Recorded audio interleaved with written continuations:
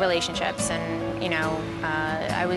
I've been working on my music, and I had a lot of trouble for a long time finding people who shared the same vision with me for music, or were willing to actually listen to me, and it felt kind of out of control. It's definitely not a choice. It's not something, you wake up and go, oh, I think I'll have an eating disorder today.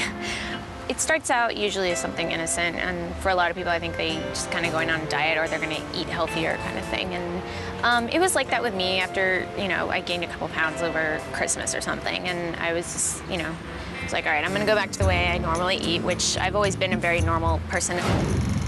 When did you know you had a problem?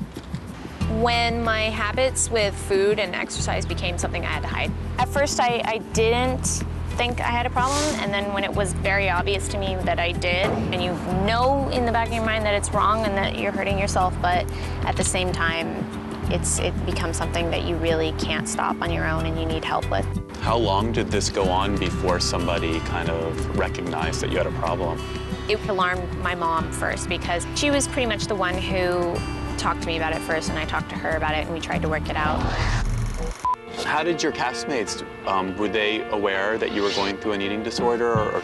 I think it was more obvious by my personality. I'm upbeat and energetic and goof around. But when I went back, I was very depressed and withdrawn, and nothing like I've been my entire life. So that's pretty much the tell-all. Are you comfortable sharing how much weight you lost? No, and actually I'll tell you why, because it's one of those things where people, even if they're in recovery from an eating disorder, they'll hear how much weight they lost, or what weight they were, and decide, I need to get to that. That's my next goal.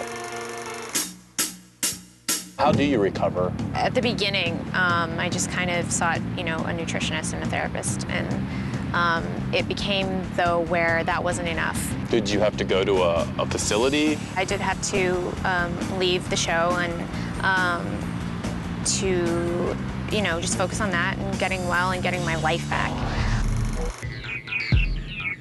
Why did you decide to go public? I decided to go public with my illness because people were going to find out anyway, or they were just going to make up stories of their own about what was going on and why I wasn't on the show. And magazines were calling us and, saying, look, we're going to tell people she is on heroin or something. I think that if people knew what was going on, they could, see that I was trying to get better, and maybe in the process help people feel like, they have nothing to hide, and that if they need help, they should be able to seek it. Do you feel you've kind of gotten the illness under control? The big question that's on everyone's mind. That's such a hard question to answer. I think it's something that's always gonna be in your past, but you definitely get to a point where you realize that there are more important things in your life, and also you come to the point where you're at peace with yourself. I decided to start up a charity to help people who couldn't pay for treatment. It's called Archangels. And now that I do have a life without an eating disorder, I can focus on my work and all the things that I love, and, just being me again.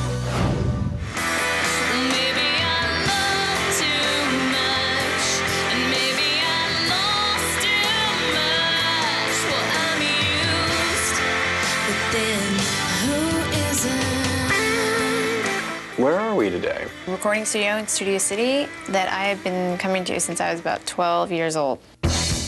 Did music help you during your eating disorder? It definitely was a big part of the recovery process when I was able to,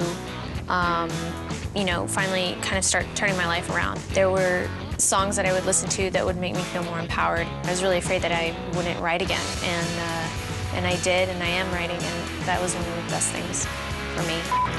Maybe I'm getting too zen for E, am I? I say enough of that angst. It's time to party. Last year I did a lot of shows. I did the Roxy, the Whiskey, the House of Blues, the Knitting Factory. That's really my favorite part, the performing, being on stage and singing the songs to the crowd and, entertaining people. No, I did not steal Johnny Depp from his girlfriend, okay? People, just stop saying it. I've learned there are some things you can't handle on your own. No matter how strong or independent you are, sometimes you just have to break down and ask for help.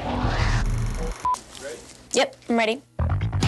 What are your plans for the near future? Hopefully a full finished album soon. Another season on Reba, maybe some movies, and just, I don't know, saving the world. Superhero.